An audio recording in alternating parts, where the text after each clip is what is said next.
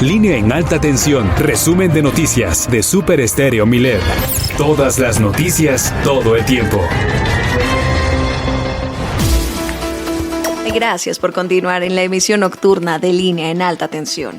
Mañana tendrá lugar una conmemoración muy importante para nosotros los mexicanos, cuyo hecho terminó en la promulgación de la Constitución mexicana, que fue la génesis de lo que estamos viviendo y de las leyes que nos rigen en la actualidad. Es el día de la Revolución Mexicana y hay muchos mitos, como en todos los hechos históricos, que ya nos desmenuzarás, Bobby Flores. Muy buenas noches. Hola Melissa, amigos de Línea en alta tensión, edición nocturna. Nos encontramos a un día de una conmemoración más por la Guerra Civil Mexicana, mejor conocida como Revolución Mexicana, y a la usanza del maestro de ojos azules, soñadores y nariz aguileña, el maestro Rius, les haré una pregunta que lleva como título uno de sus libros.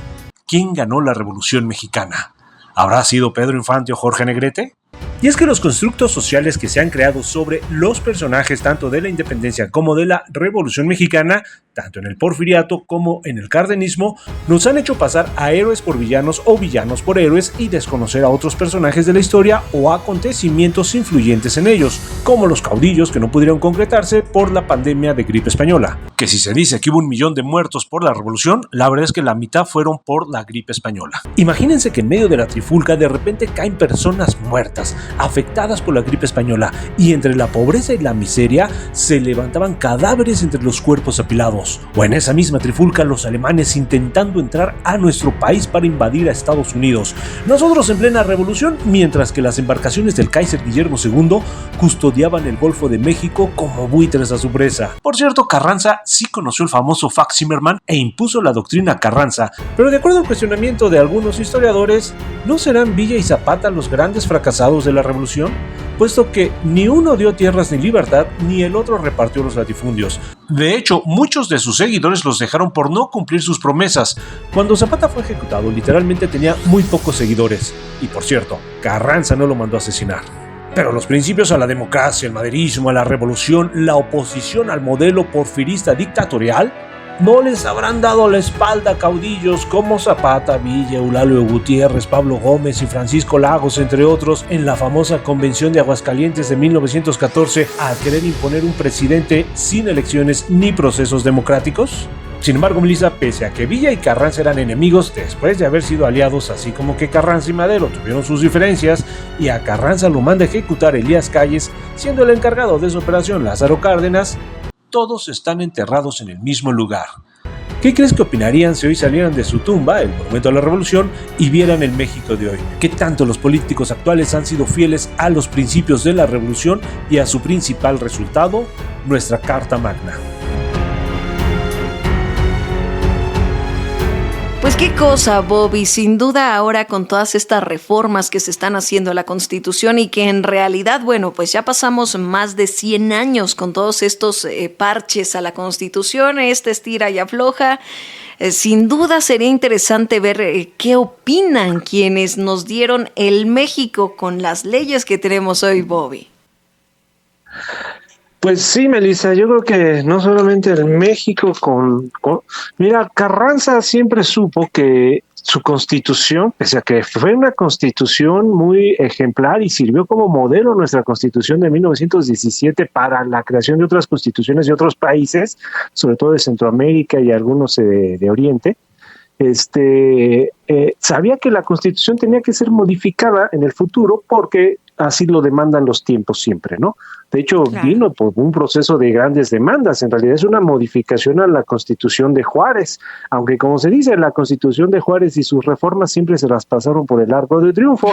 Primero en el periodo de Maximiliano, pues no tuvieron efecto, y después durante los 34 años de poder de Porfirio Díaz, pues honró siempre en el discurso a la Constitución y a Juárez, pero en la praxis, para nada, ¿no?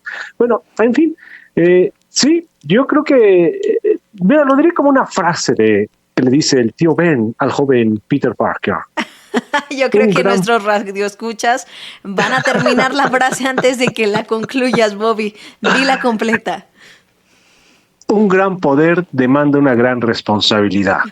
Si hoy un gobierno tiene todo el gran poder, creo que debería de evaluar si tiene que llevarlo y ejecutarlo con una gran responsabilidad antes de querer y cuestionar si son correctas varias reformas, varias modificaciones a la Constitución, hacia dónde nos lleva, ¿no? Eso nos llevó a grandes problemas hace más de 114 años. Entonces yo creo que sería el gran cuestionamiento, ¿no? ¿Qué tanto los principios de la democracia, de la revolución, del maderismo, de ¿Y sabes qué pregunta también sería interesante, Bobby? Quizá no en qué confluyen las ideas, por ejemplo, de personajes como Villa, Carranza, Madero y, bueno, los políticos actuales, sino en qué momento se distinguen estas ideas, se diversifican tanto que pareciera que ya no congenian, ¿no lo crees? Pues mira, la primera, mira, es curioso, ¿no? Voy a repetir la frase de un historiador que diría, curiosamente el mexicano prefiere más al antagonista, ¿no? Prefiere más a un Hidalgo que a un Iturbide, prefiere más a un Villa que a un Carranza, ¿no? Un Carranza que pretendía un México de leyes, de legalidad, no militares en el poder, etcétera, es lo que conllevó realmente al movimiento de guerra civil mexicana, la revolución. Es decir, no hubo tantos fregadazos contra Porfirio Díaz, sino cuando se salió Porfirio Díaz, ¿no? Es decir, cuando Carranza dice, ¿saben qué? No convención de Aguascalientes, no militares, vámonos a crear un México de leyes, personas educadas y personas con preparación en el poder, y ahí viene la trifulca porque muchos ambicionaban el poder, ¿no? Qué cosa tan interesante, Bobby, que si nos das la oportunidad ya tendremos pues muchas conversaciones sobre el poder, sobre por qué preferimos los villanos y cuántas cosas más se irán acumulando. Bobby Flores, muchísimas gracias por esta conversación. Y sabias palabras las del tío Ben hacia Peter Parker. Melissa, muchas gracias, muy buenas noches. Excelente noche para ti, Bobby.